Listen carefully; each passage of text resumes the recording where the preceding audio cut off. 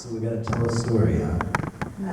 Once upon a time in a land far, far away. And happily ever after. Why do you need a middle part? Just get to the chase. Let's see, for those of you who don't know us, I'm Bob Wright, this is Brian Kelly. And so that's wrong. I'm Brian, we got Bob here, and Lisa. And, first and foremost, I just want to extend gratitude to, are you North Carolinians or North Carolinians? To all the North Carolinians who have invited us here to a beautiful space and a beautiful state. I giggled and laughed out loud crossing over the state line because it was a big benchmark for us. You know, we started in California and here we are in North Carolina, and we've driven the entire way. And this state represents not the end, but the beginning. This is, to us, this journey has been starting anew every day and getting to the point where we really totally understand and realize that the fun is just getting started. How fun is that, knowing that we ain't seen nothing yet?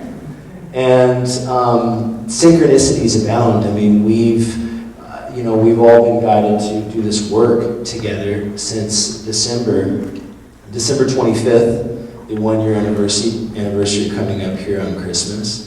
And we could have never imagined at that point, what was in store for us. And when I say us, I mean us, We had no idea.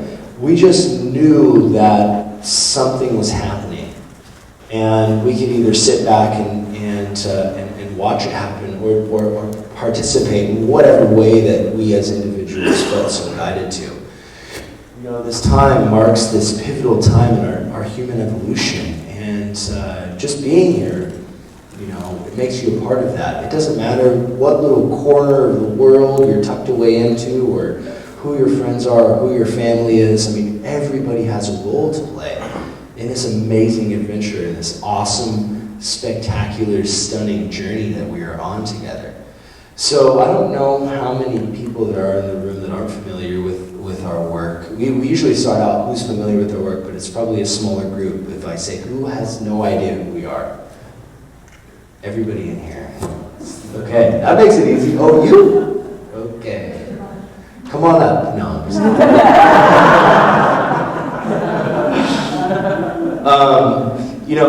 We have Bob, Lisa, myself, and Chris Hales, who's doing his own radio show, were brought together around a big development that happened last year with some filings in the Uniform Commercial Code. And since all of you are, for the most part, are familiar with our work, we don't really need to go into a whole lot of depth and detail as to what that was all about. But what was beautiful was what came of it. We've been on this mission to have this conversation. It all started with a conversation. And every week, it's picking up where we left off from the week before and bringing people in and sharing experiences. And what happened over the course of the last 11 months is, we have been given opportunity after opportunity to bring up our own experience and be able to speak about, everything that's going on through our own individual and collective perspectives and perceptions. And that has been an unfolding fairy tale. And here we are today in North Carolina on this Opal tour. And, we talk about it everywhere we go, about how unique and special it has been to go from town to town, city to city, and actually, some of you I walked up and I'm pinching and I'm poking, like, you're real. You're not just a voice that calls in or Facebook profile picture.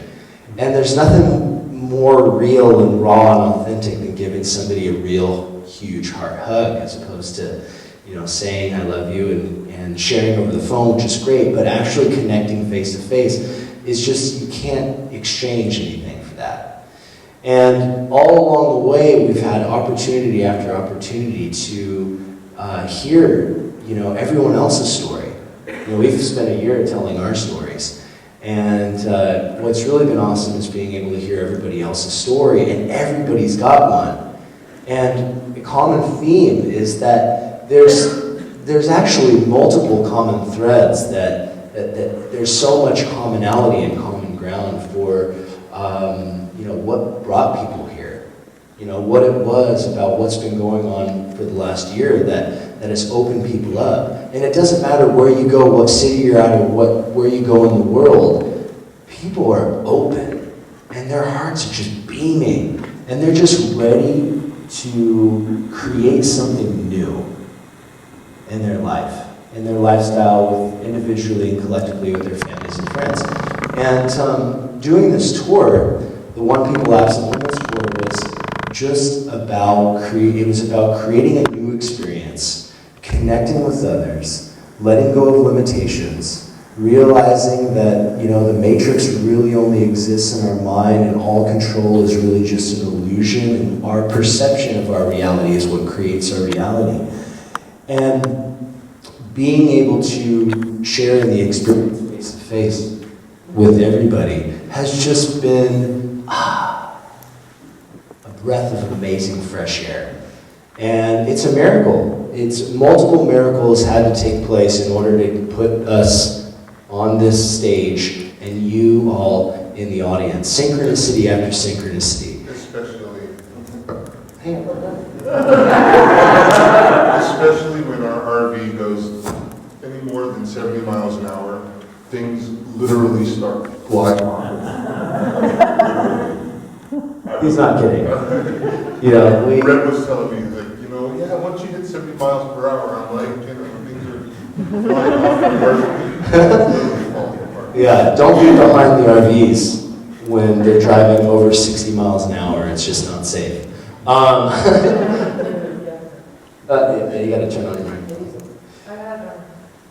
So before I pass the mic along to my colleagues here, I just want to say thank you, and I love you, to all of you.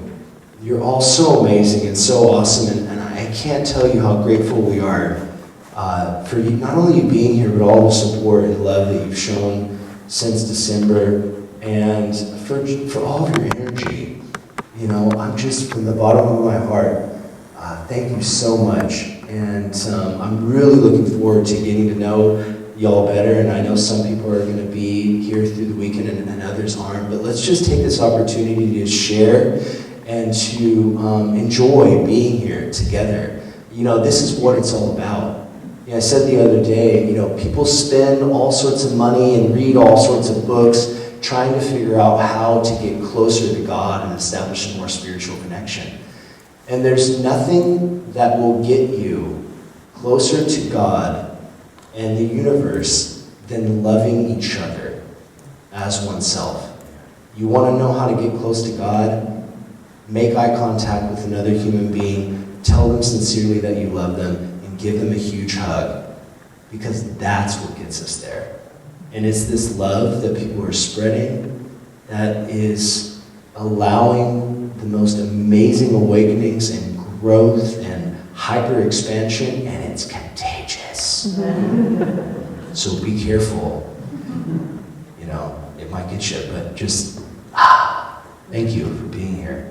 I love you all. And if I haven't got a hug from anybody yet, I'll be super angry if I have to leave this room and I didn't get a hug from everybody. So we got all night, and thank you guys again for coming and showing up. Now,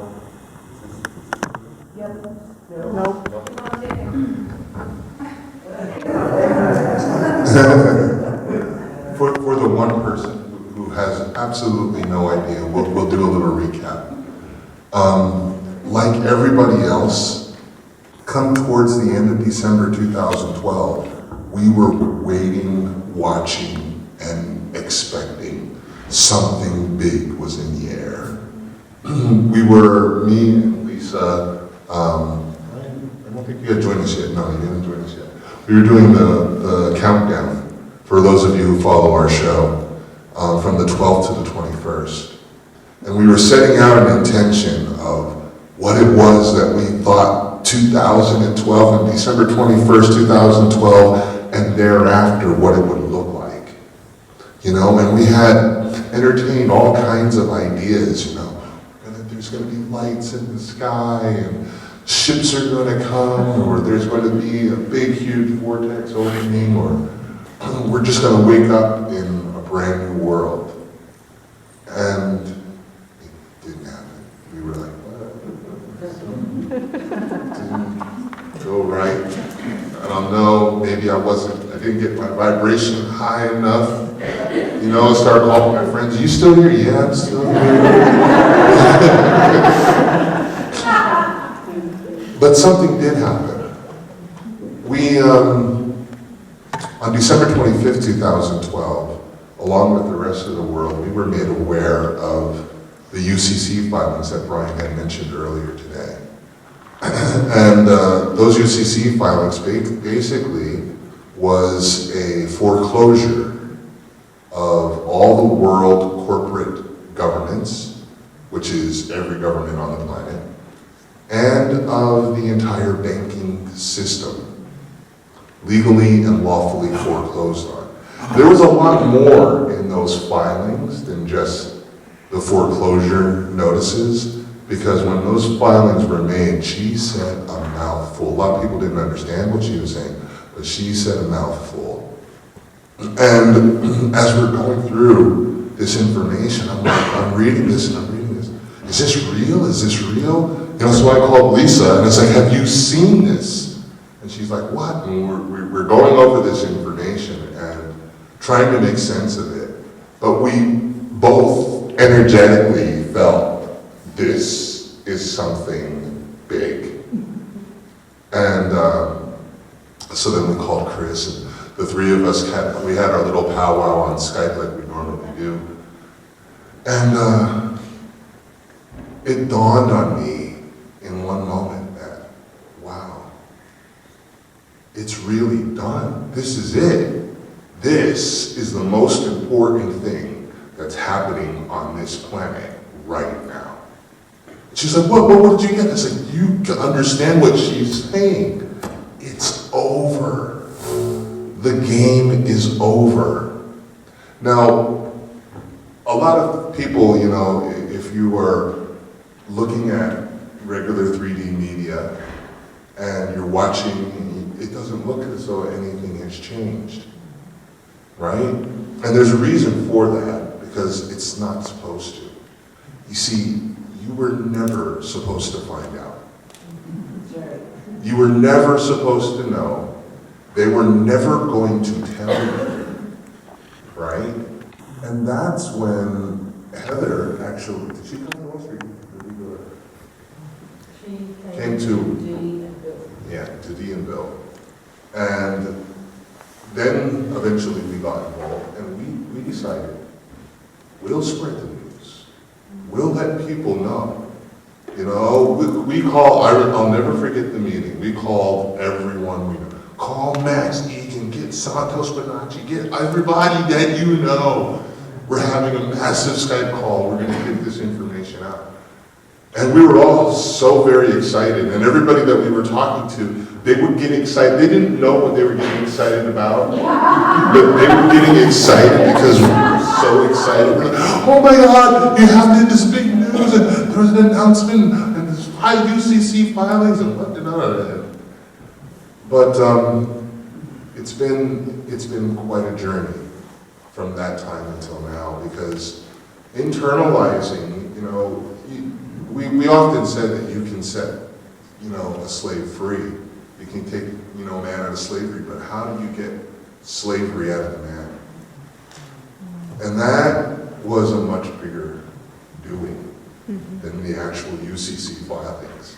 Because the UCC filings, once they were done and they were filed and unrebutted, that stands as law. And those filings are there for anyone to use. And we started to find creative ways to use those filings, you know, in order to notice our debtors of what's really going on, and that we're aware of what's going on and what's happening. And if they weren't aware, we were making them aware by noticing them that, hey, look, something major did happen. You need to take a look at what's going on. And so it's been a massive education process for ourselves, but we chose to do it transparently, live on the radio, so that all of you can grow and learn with us. And it's been quite a journey.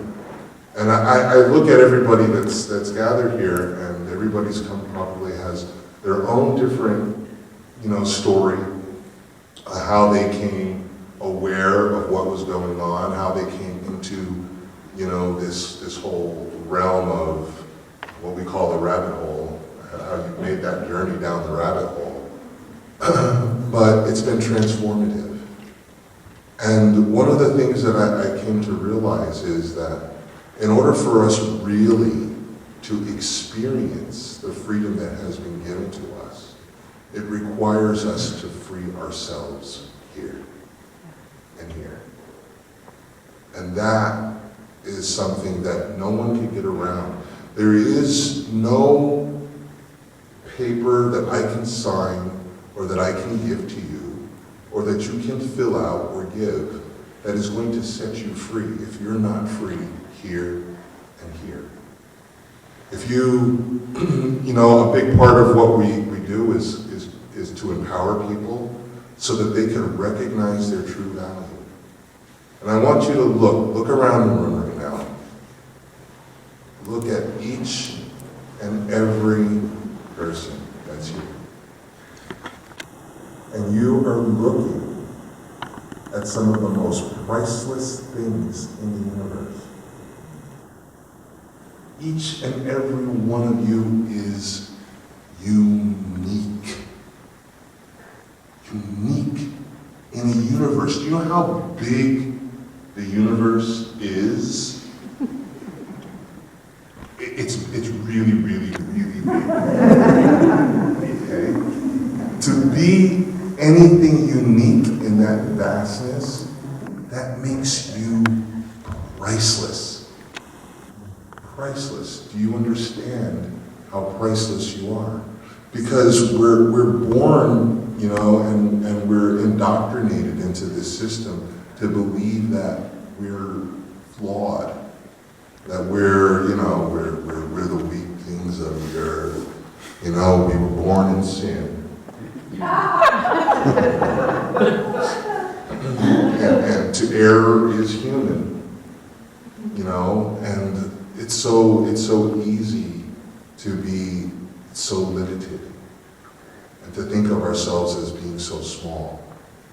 But one of the things that I've discovered across this journey is that God did not make anything less than perfect.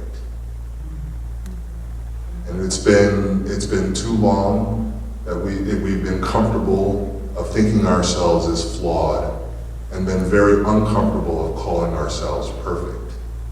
I want everyone you to say right now, I am perfect. You're perfect. Right?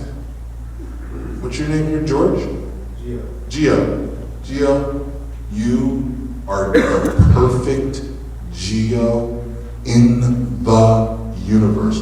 No one could be you better than you. And that goes for each and every one of you.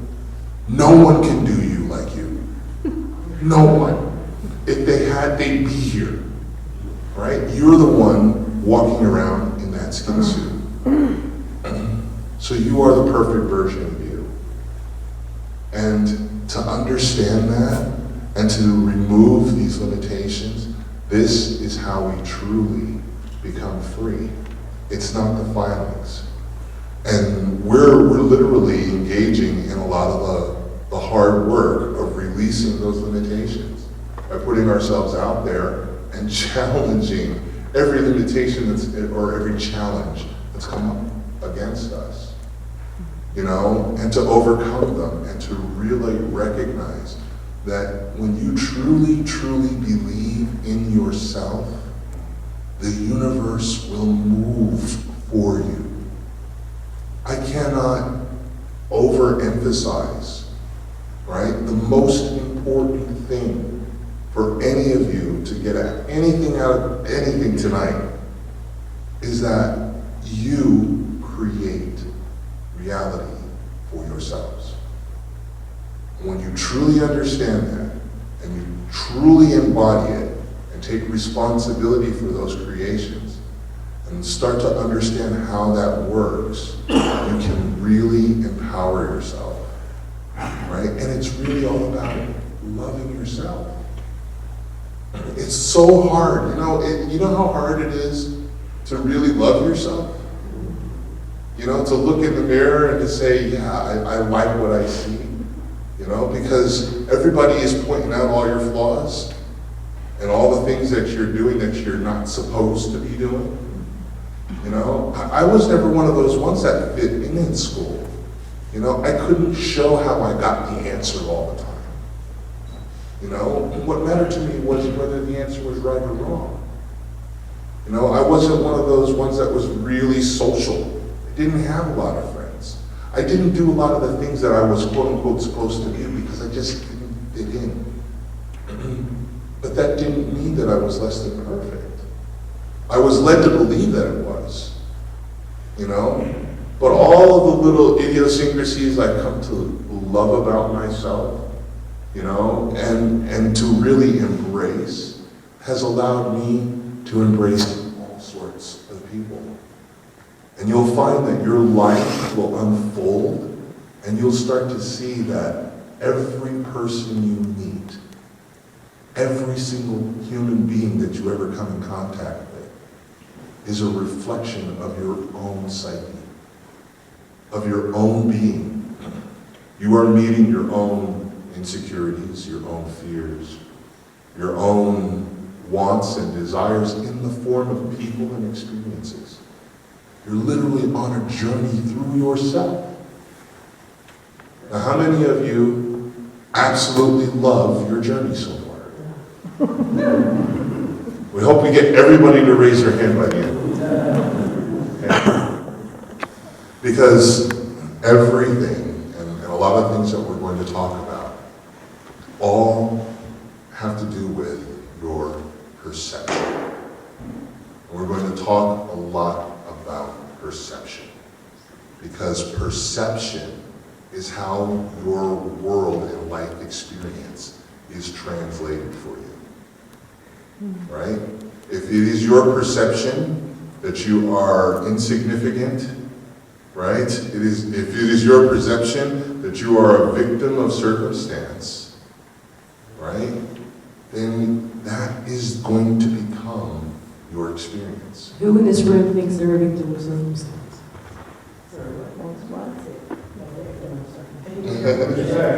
I said, who in this room thinks they're a victim of circumstance? Sometimes. Yeah, it's bad.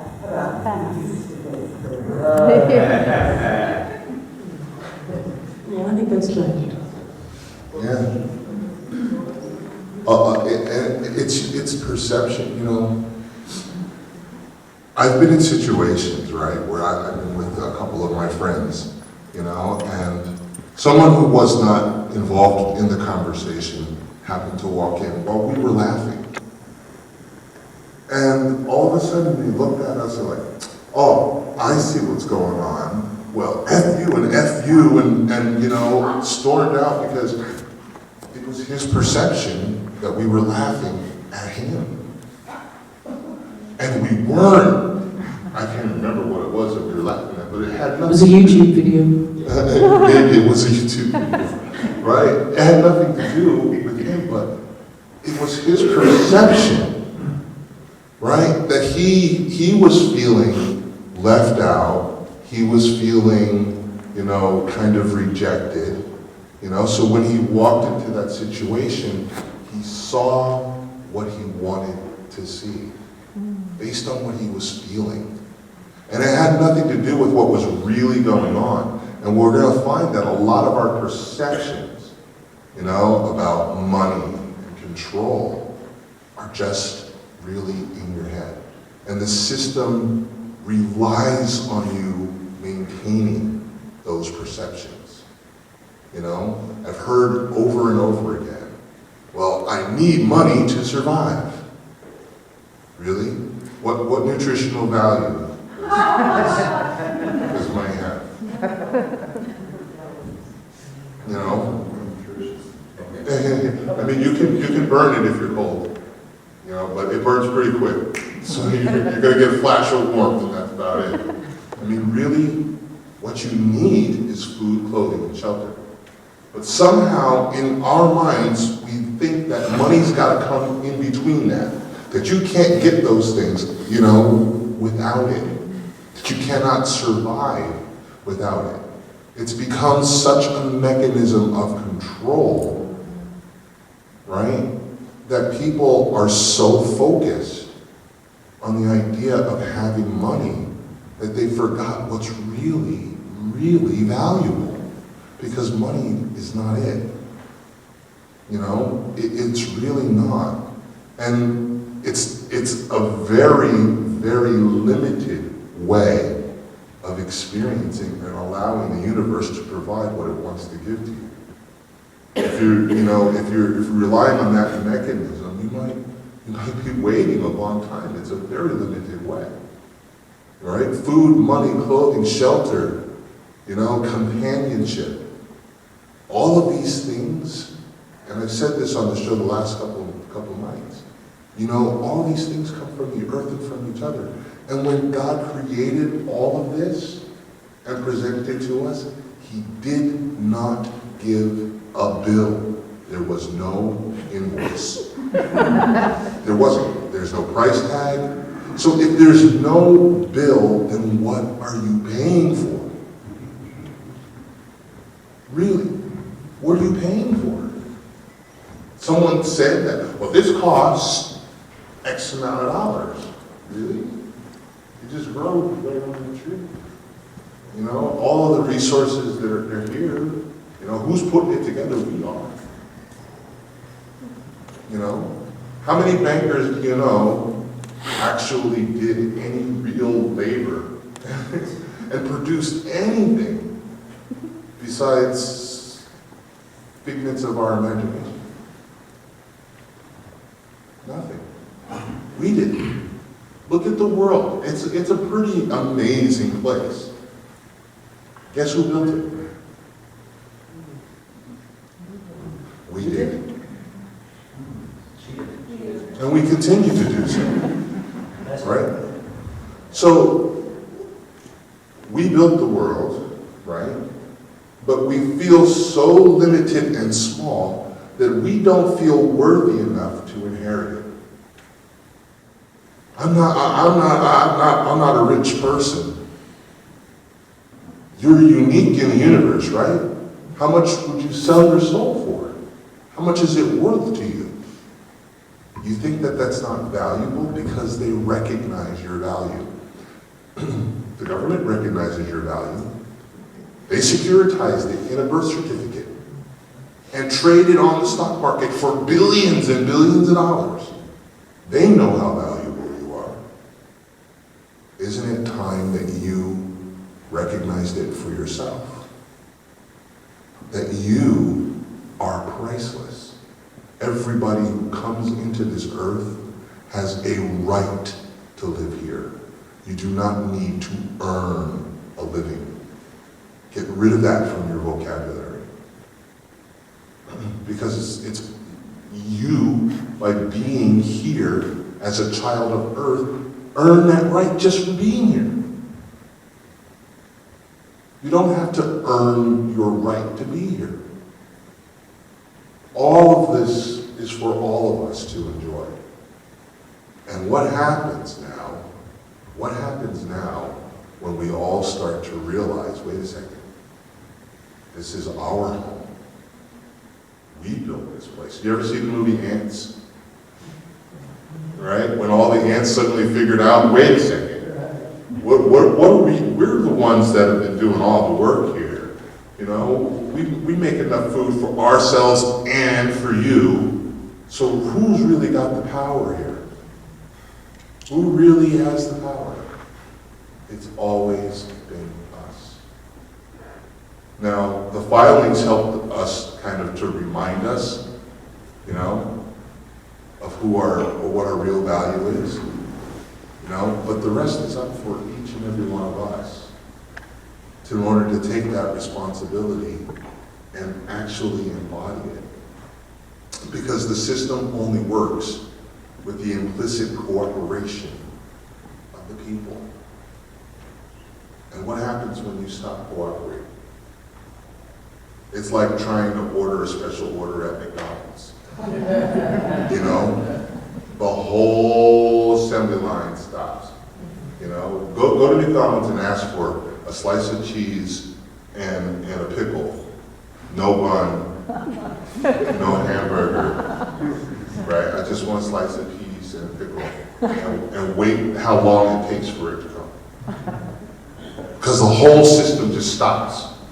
You know, what does he want? And then they got it. And literally something that simple will completely stop the entire system. And that's really the way it works. You know, you put one of those courtesy notices in, and all of a sudden, everything just, you know, we don't know what this is, and pass it on, and it goes up, and it goes up, and blah, blah, blah, and then there's phone calls, and letters are being made, people are, it's amazing really to watch. But it does require a shift in each and every one of us. It requires a shift from fearfulness into fearlessness. Okay? It requires a shift from slave mentality to freedom mentality. To understand that you are a being just like everybody else. That the police officer who comes in that costume that he's wearing is a man just like you. What makes him have any more authority to tell you how you should or should not live your life? Does that seem right to you? Does it feel right to you? Someone to tell you what you can and cannot eat, who you can or cannot love, and how you can or cannot find happiness. Does that sound or even remotely feel right to you? Because if it does, then you're in the right on the right planet, in the right system. But if it doesn't, it's time for each and every one of us to make that shift. To make that shift in our own consciousness. And that's really that's really the biggest part of our job. You know, we do radio shows and we talk about a lot of things, but we're talking about mostly what has caused shifts within us. Because we figured, you know, if it was a problem I had and I was able to make the shift, maybe someone else will relate. And I had no idea how many people were relating, you know, to what we were going through, because we were all going through the same thing. And we're all moving through this together. But now, all of a sudden, I've noticed in myself and in all the groups that there's a new confidence. People are starting to really, really get it. People are starting to take control, and I hear the conversations. I hear bankers and government officials going, and shifting and getting uncomfortable in their seats with some of the questions that you're asking them. And I see people starting to stand in their power. And that is what's going to change the planet. And it can happen very rapidly. Just like that. We watched it happen in Norway with people literally completely transformed in 2-3 days. Completely turned their lives around. And it's amazing. It's amazing to see. We are living at the most amazing time the history of man. And what's in store for the future? Because a lot of the things that many of you brilliant people have discovered in your garages, you know, some of the technology that has been suppressed for years and years and years would make life on this planet not only easier, it would make it enjoyable and abundant in ways you cannot imagine. There is no reason for us to continue on the way that we've been. And all it does is it just takes a shift in the way that you think, in the way that you're perceiving the circumstance that you're in. Okay, I'm talking.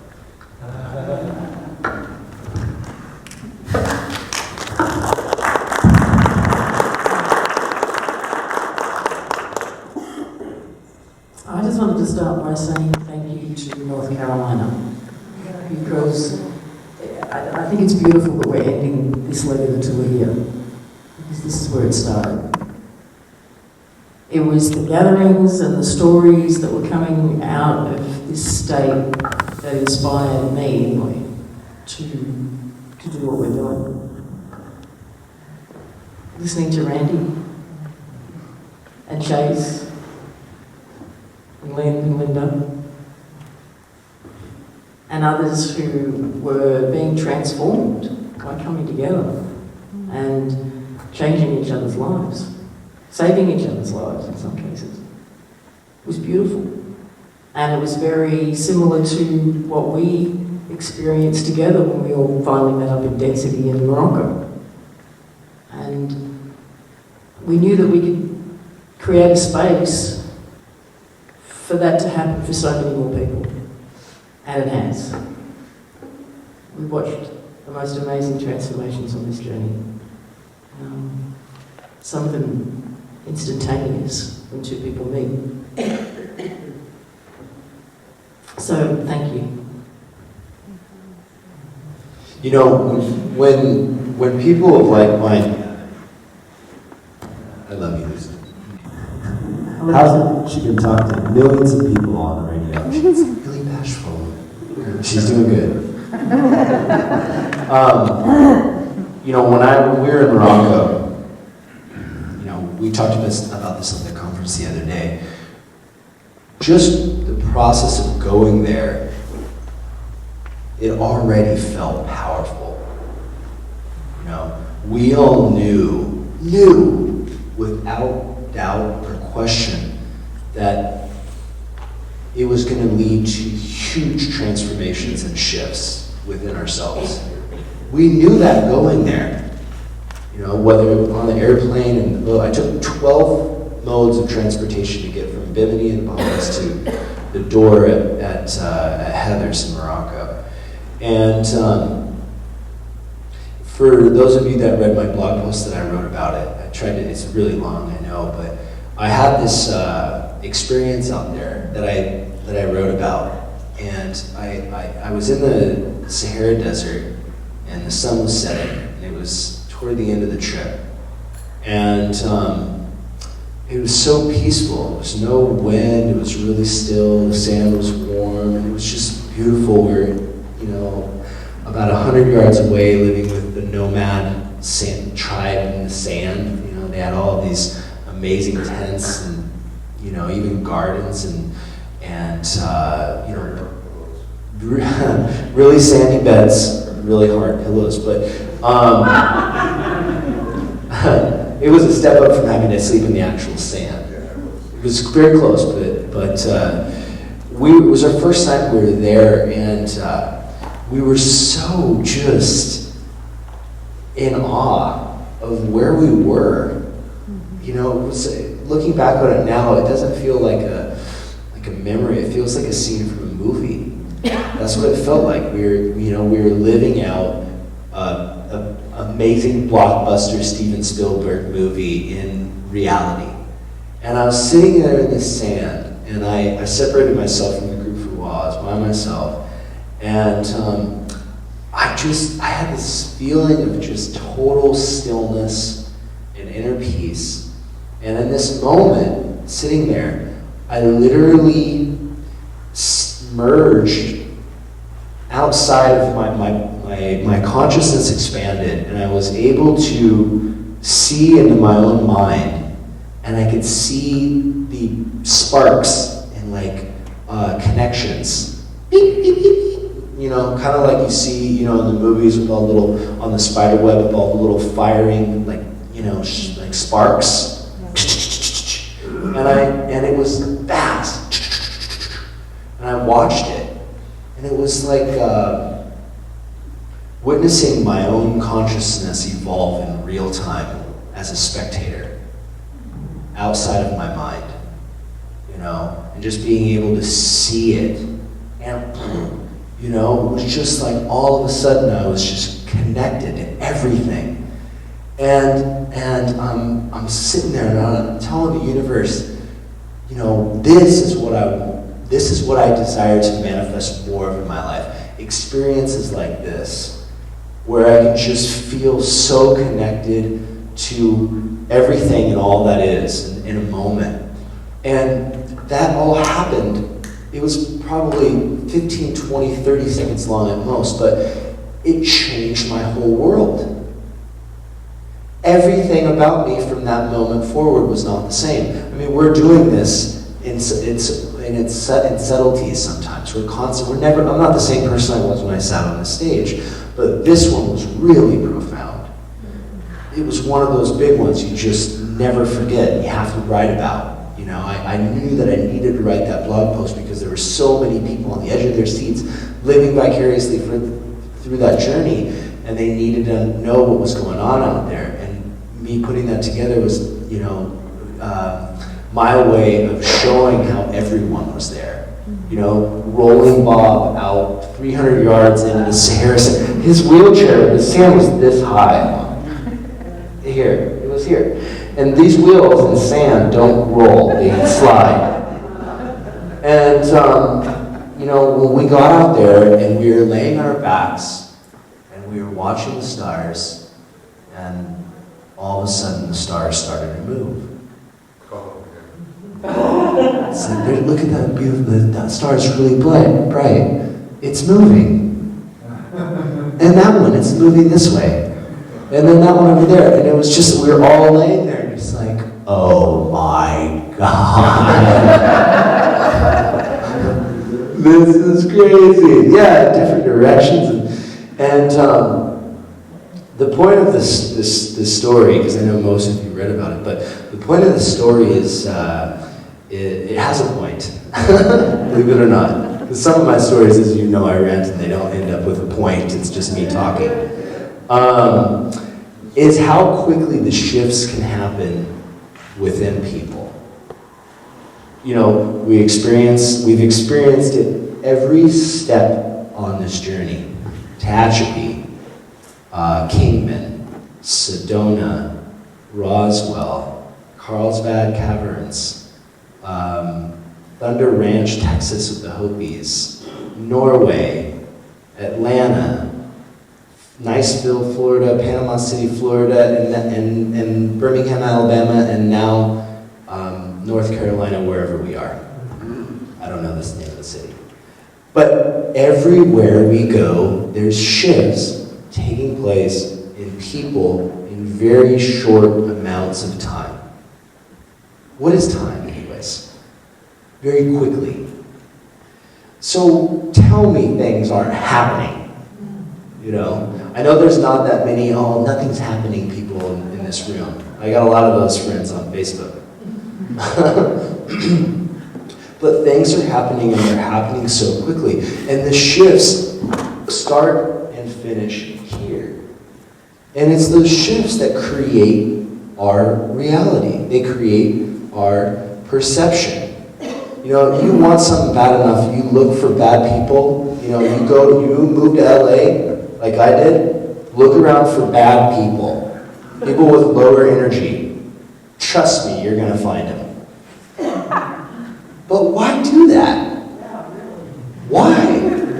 I did. Why? I look back on it and I was like, what were you thinking, Brian? But wagging your finger at yourself in the mirror doesn't take, you realize it's all part of the experience, it's all part of the journey. So now, because of that experience and all that smog and all that traffic, where I go, I look for the beauty in everything and everyone. And I find it everywhere. And now that's my reality. Guess what, Gio? I don't care what you say to me or what you do in that front row chair. Throw a tomato at me, I don't care. Except for that, don't do that. I'm offended. It doesn't matter what you do. I still love you. You know why? Thank you. Back at you. Because you are me. How could I not love you? How could I not love all of you unconditionally? It doesn't matter what you say to me. It doesn't matter if you like my work, don't like my work, think I'm ridiculous and don't make any sense most of the time. I've heard that too. Supposedly my last week on the Enjoy show, I ruined a whole year's worth of amazing work because I was having too much fun. And I had a couple glasses of wine. I had a few. But I realized, this means it's my time. You had your time. It was a very long time. We're always going to find what we're looking for. Always. So, there's a lot of people that are going through really, really, really difficult times. I get it. I really do. We've talked to a lot of people. I don't know if you guys heard the caller from the other night, Bill. Bill, bless his heart. Where's the enforcement? When do I get my financial relief? One of the guys from the last one we were at in Florida, Ed. I understand it. I get it, but I'm responsible for all of these other things in my life. And we don't even realize, we're so programmed and conditioned to behave a certain way that we don't even know the programming is there. So what it boils down to is we have 7 point whatever billion people going through their own processes, through their own growth experiences, through their own catalysts to release the only variable that continues to give old systems any power whatsoever. Fear. Fear. Now, anybody who's skydived before, okay, and is scared of heights, you can sit in that little cockpit staring out that door and contemplate the philosophy of it, and you talk to other people about their experiences with it, and watch YouTube videos on how to be able to conquer that fear till you're blue in the face. You're going to fly in circles up there, but the only way to be able to ultimately release that fear is by doing what? Throwing yourself out of the damn airplane. And then you realize there wasn't anything to fear at all. I mean, as long as your parachute opens, you pull that cord and that thing doesn't open, there's a very legitimate reason to go into fear in that moment.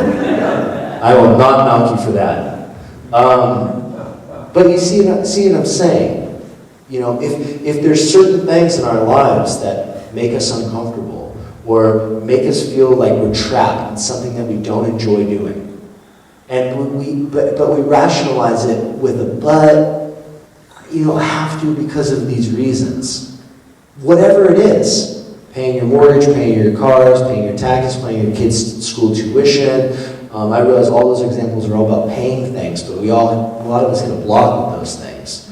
Or not traveling, or not, finding joy, whatever it is.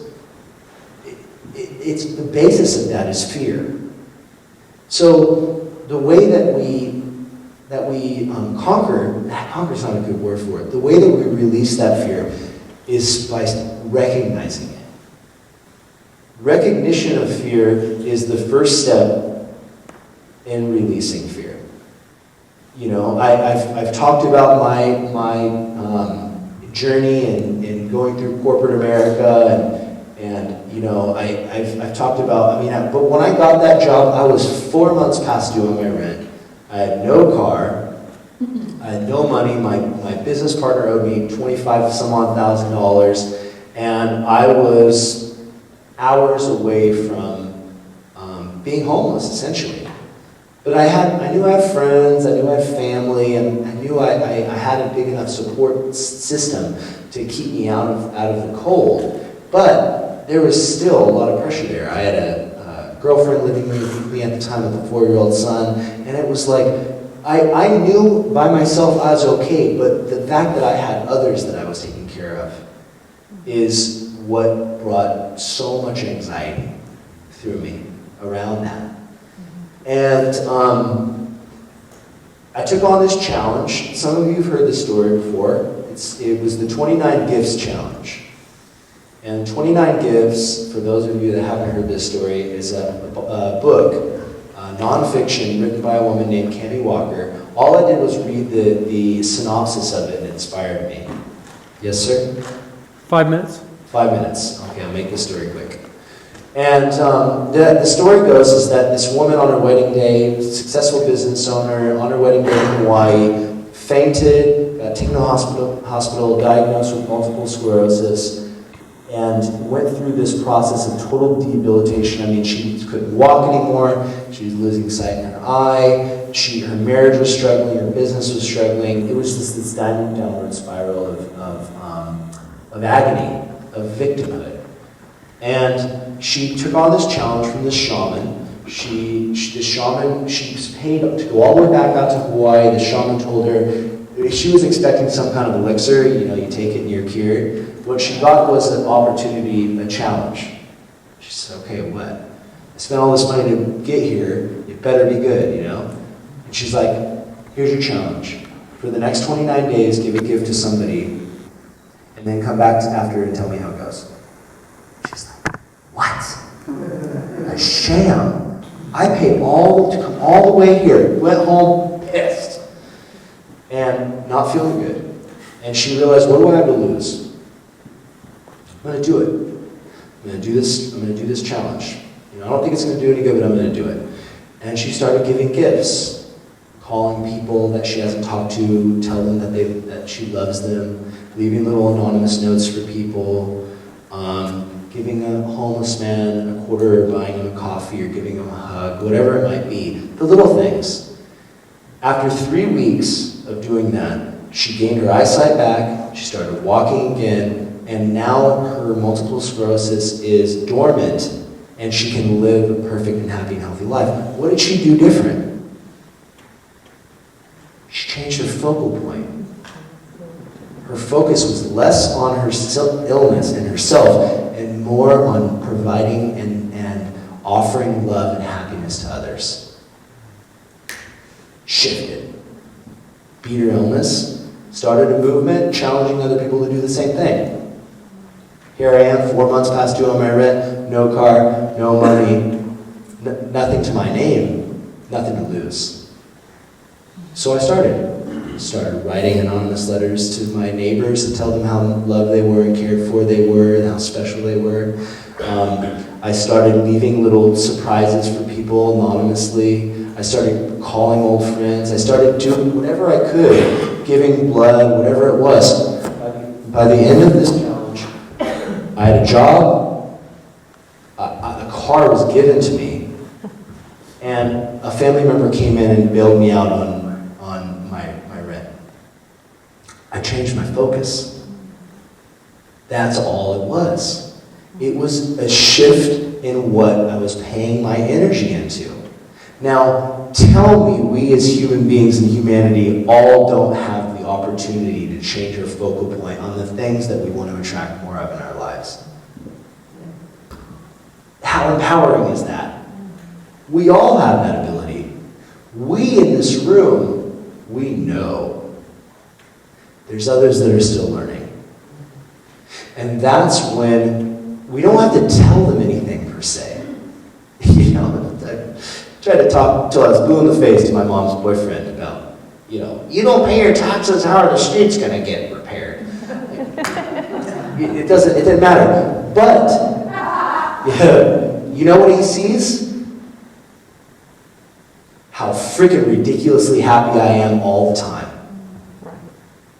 Tell me people don't grow from just being around that energy, that presence, just being there for each other and loving each other and being sovereign here and here. Requires no paperwork. I mean, we got some. If you want to sign it, by all means, but it's not going to make you more free than you already are. Freedom is a choice. Sovereignty is a state of being. So, I'm ranting now. This is what I do, I guess.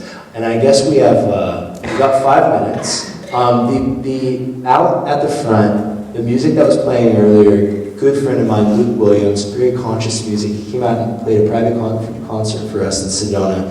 He's a 21-year-old musician. We're selling his CDs in the front for him for $20. Beautiful music. It also, 50% goes to support the tour. The book that I read that inspired me to leave my job, for those of you that aren't familiar with Jake's work, Jake is a 20-year-old kid at the time, full Wright basketball scholarship, everything going for him to go pro in basketball, realized that the system was broken and he wasn't going to be happy as a student playing basketball anymore. So he quit school, went on a journey around the world with $8,000 and no map to find life's purpose, and had this amazing adventure. I couldn't even get 3 chapters without knowing it was time for me to quit my job. So the Monday after I read it, I put in my 2-week notice. That book is for sale out at the front for $20 as well. But when we go on intermission here, we have a little surprise. Where's Chase Binney? Chase Binney, ladies and gentlemen. Let's give him a round of applause. He's real. You can touch him, it's totally squeeze him. So Chase Binney is going to play some music. We got drinks out there. You take a restroom break. When we get back, we'll keep the discussion going, and we'll take questions and participation. People want to come up here and take pictures with us and wave at the camera. Hey, Darius. Hey, Mom. I'm going to Disneyland. Not really, though. It's too expensive. I got my own Mickey Mouse right here.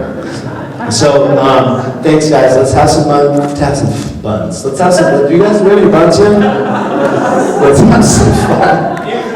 Let's not drink too much coffee because we all know what happens later on when we drink coffee at 7 p.m. It's going to be hard to go to sleep. Round of applause for all those folks. All right, I'll see you in 10.